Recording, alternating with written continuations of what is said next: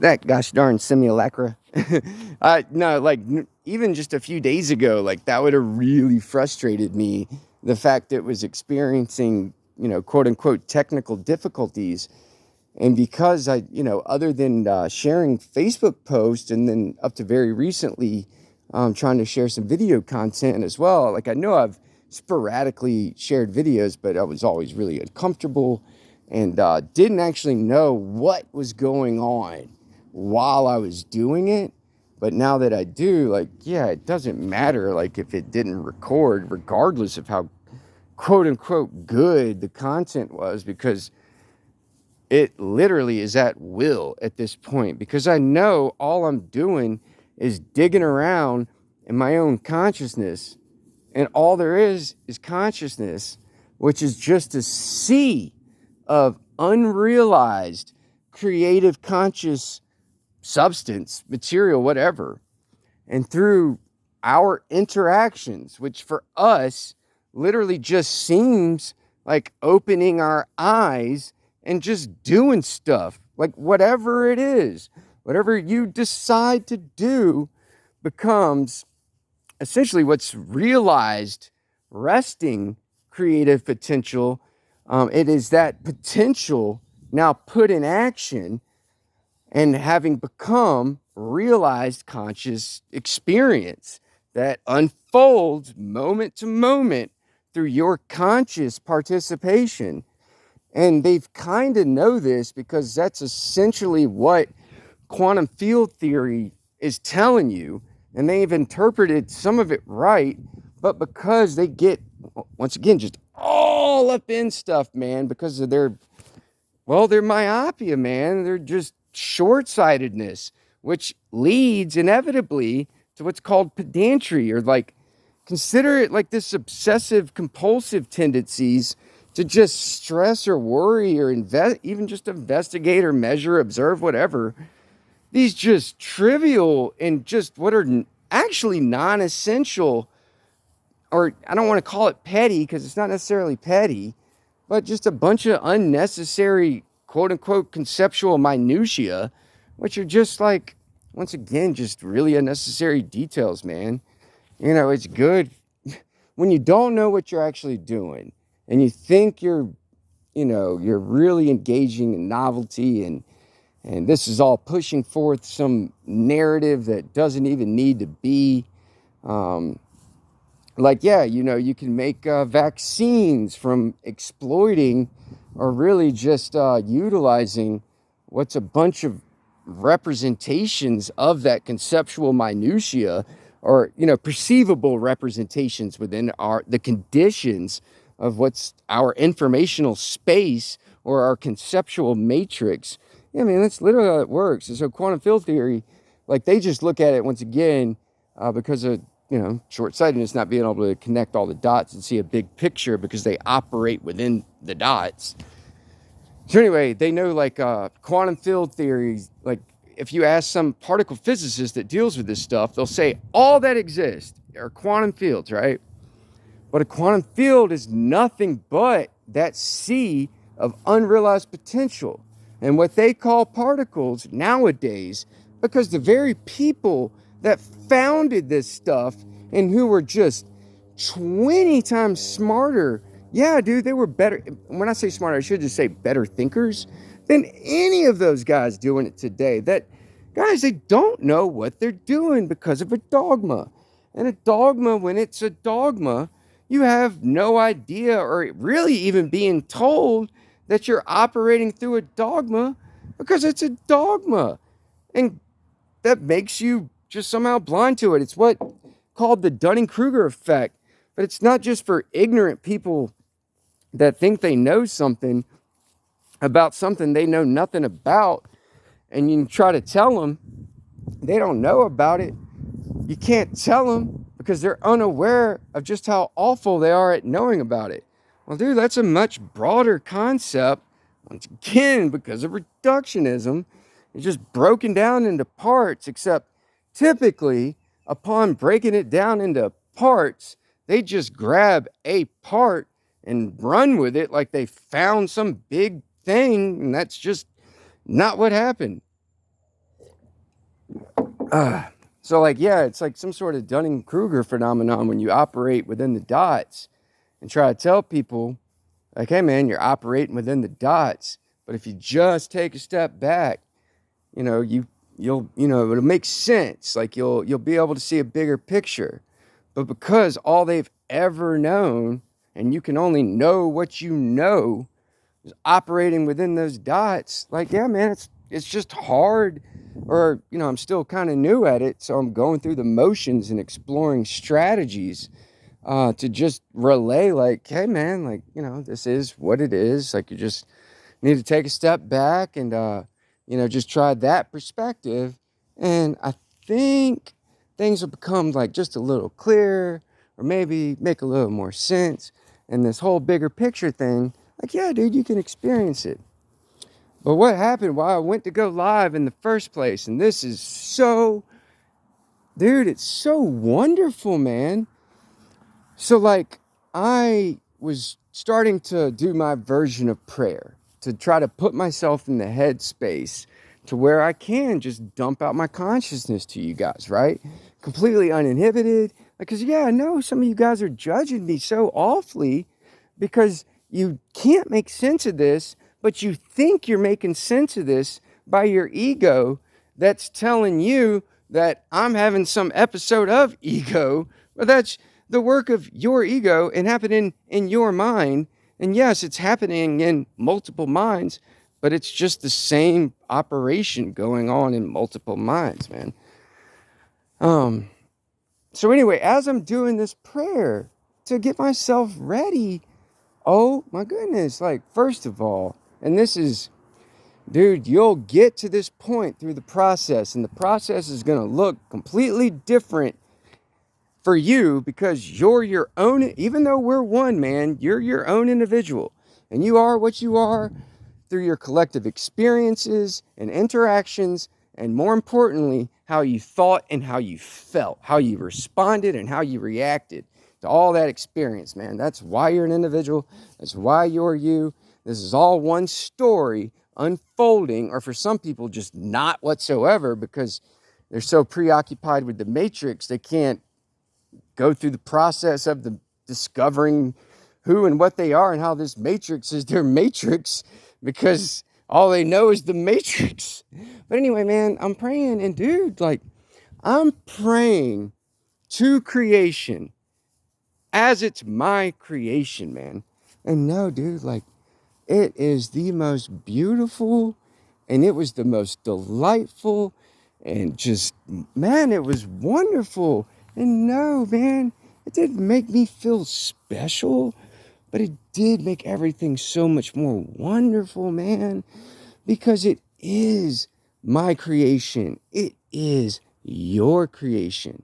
Dude, it's a tree. If you see that tree, it's that tree's creation, man. It's that friggin' bit of grain of sand. It's its creation. I know that might seem silly to you people that think through materialism and that are even good at it. But because you're so ingrained through only interpreting the world and your experiences, dude, trust me, what is the most rigid and narrow lenses for perceiving your own experience. That's why a lot of this stuff doesn't make sense, man. Because your whole life, all you've ever known is that little friggin' window to look out of. But man, when I'm trying to give you a really big window of an ocean view with a bunch of pink and purple at sunrise and sunset, and it's warm, but it's not hot, and there's this awesome breeze that comes by every so often and just makes you feel all nice, and it's really cool and sweet and pure, and I'm giving it to you because I love you, because once again, you are me, man. Listen, you are your own individual, and you're playing out your own movie. But dude, I've lived or played out this portion of the movie that we all share in. So like, I can't know like very specific or that conceptual minutia I keep talking about. I don't know that of your experience because it's your experience. But dude, you need to know, yes, I have a general awareness through just letting you run your mouth or you type stuff on Facebook, a very general awareness of exactly where you're at in your process, man. So like, yeah, dude, I can get all up in your mind. And no, that's not my ego, man. That is that is a degree of self-awareness that just hasn't, or at least we're not aware of, none of us are aware of ever having existed. And that's just, dude, that's just what it is, man. And I can give it to you if you just let me give it to you. Because I love you. Because, dude, if everything I'm saying is true, and it is, how could I not love you? Because I'm loving this portion of you that I'm aware of that you're just not aware of yet, man. And that's that portion of you that is the real you. That's actually whatever it is you understand as God. It is what God actually is. And it's within all of us. And it's with all beings of our creation. And oh my goodness, guys, like just walking in this beautiful grass, this green, luscious, very soft and embracing grass. You're just walking around in it and looking out at that beautiful blue sky and those trees. Dude, that's my creation. It's just through information and stuff, and it's arranged in such a particular way, and how we go about qualifying it, or the thoughts and feelings that we put in our own minds as what's really just how we're interpreting that experience. And guys, once you get to this expanded conscious state and become aware it's your creation, whole new ball game, man. It's a whole new game. It's a different activity that's going on. It isn't the process anymore.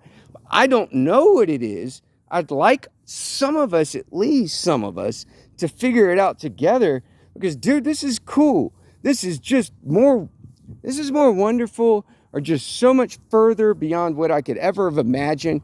And I'm glad I didn't even have an idea of what it was, where it would go, because I would have lost myself along the way to my ego, or just to the sheer awesomeness of it all. Because once again, experiencing time, or what we think or understand as time, experiencing it play out ahead of itself, which is once again why I laughed in that video where I go off on that. That was it was kind of like, just a very impressive feat of some sort of cognitive or mental or thinking gymnastics, but like a good one, and not the sort of awkward and very much ungraceful one that a lot of us tend to do when we try to do abstract thinking. But I laugh after I say the very first line, because I saw it play out. Like, I saw me say all those words ahead of themselves, and it was so absurd to me, because I've never experienced anything. I didn't know you didn't think to worry or try to figure out how to do it, because I didn't know anything about it. And so, when it happened, and it's actually happened twice now, and it can clearly happen much more when you're aware of just how subjective all this stuff actually is. Like, I think that's where that Neo stuff actually comes from, to be honest with you. Because, you start messing around with all this stuff somehow. Dude, you've got to be very mindful, respectful, loving, and this can't be about you or anything like that, man. I'm only kind of just exploring this stuff as whatever, because, it's just new, and I'm maybe trying to figure out some of it for us to help us when we get started. But I think that's where the Neo comes from, because you can literally, if I'm sort of accidentally kind of doing this stuff, it's only happening because I'm aware of how quote unquote fickle it all is. Like, it's ephemeral, man. It's pixie dust kind of, but it's beautiful still. Like, the representations of the arranged information that we interact with through conscious activity or participation, it's awesome. It's gorgeous. And it's impressive. And no, I don't know how I did it or you actually did it, but I know it. We do it. And that's enough for right now to make us really excited. So anyway, the Neo stuff comes from, like, I'm aware that, we could start messing with stuff, but only, I'm sure, in a productive way. And that's where I never actually got to this yesterday because I was so caught up in it all. But yeah, like the New Age Enlightenment individuals, once again, you guys really tap into some neat stuff. And your quote unquote aliens of multi dimensions, what they actually are, like, it's not wrong to think of, nothing's wrong, but it's not inappropriate to think of them like that. Because, yeah, man, there's a bunch of these informational spaces, these conceptual matrices, there's infinite of them, because this consciousness that we actually are is literally infinite, and it's all there is, and it's all there ever will be. And asking what came before it is quite literally a non sequitur. Like, dude, asking that just, it literally makes no sense. It's what, if you try to compute it somehow, it would be like like the computer would tell you it's absurd to ask. Like, you don't know what you're doing and you're asking a question that's preposterous and just serves no purpose or utility. And it's like asking, it doesn't, forget the analogies, it doesn't make sense. But you're multidimensional beings, yeah, man, because we're basically all that I'm aware of, we're the only quote unquote conscious beings in that space that go about their business the way we do. Dude, we are ignorant. We just are, and it's not there's nothing wrong with us. You gotta remember, there's a group of people that all this information that's like concise or succinct, that's not spread out everywhere, and that's not convoluted or like the pursuit of it's exacerbated by a bunch of spectacle through just mindless entertainment and nonsense that makes its unveiling or is the pursuit of it just harder because you're distracted or preoccupied with a bunch of just nonsense spectacle production stuff. But dude, this group of people have this information, man, and they hid it. They took it away from us. And like, no, I'm not going to invest my time and energy, my mental stuff, to like figure out exactly who they are or like, get a general sense, because it doesn't matter. Like, don't worry about that, man. Like, we just be aware that that's kind of what happened, or maybe exactly what happened. And like, let's get to work on just cleaning up the mess we've made because we didn't know what we were doing, because we didn't have access to the information to tell us so. And so, yeah, there's nothing wrong with us, man. A lot of us just did the very best with what we had available. And dude, there's nothing wrong with that, because that's literally the best you can do.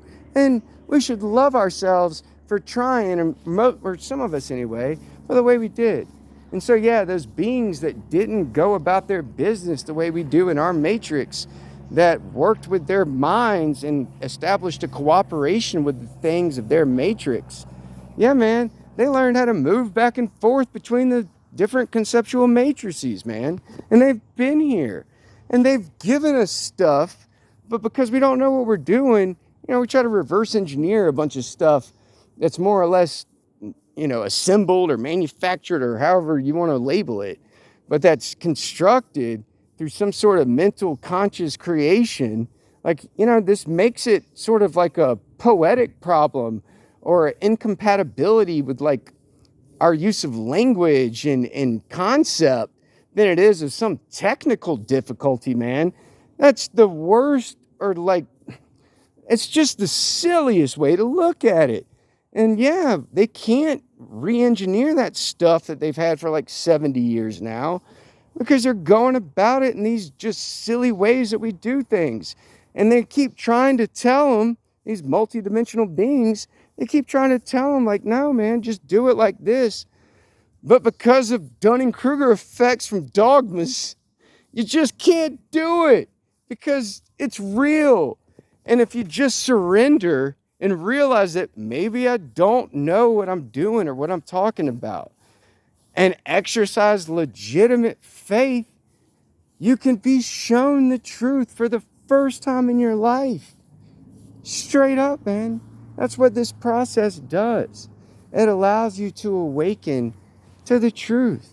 And if you're trying to qualify, or if you're trying to assess and then attach some words and labels to how your mind is perceiving my process, yeah, it probably doesn't look like what you think this would look like, because I'm an individual and am a collection or an amalgamation of my experiences and how I thought and how I felt about those experiences. That's what made me me. And yeah, man, two different times in my childhood, I lived in what would be basically considered the projects, but also lived in such a rich subdivision at one point that like the kids had horses and our streets were like Preakness Place. That's what I lived on, which is literally a race, like the, I don't know, or something involved with like the Kentucky Derby or prestigious horse races. And like, yeah, it was like the richest or one of the wealthiest subdivisions. It might have been the wealthiest in all of Durham County. And the only reason I even mention it is because all that kind of different experience just allowed me to look at stuff and see how fickle, how pixie dust a lot of stuff is. Because I went from being like when I was 12 and had PTSD because I got snatched out of the healthiest environment a kid could know and put in the projects, and then found my mother OD'd on opiates. But yeah, I went from being perceived as the most popular to white trash over a change of circumstance that was beyond my control. And that's how I started to slowly realize how much BS this all is. But there's just so much more to it. And I love you. And we're going to do this second part, this creation and alteration with our minds in love. We're going to do it together. I love you. Bye.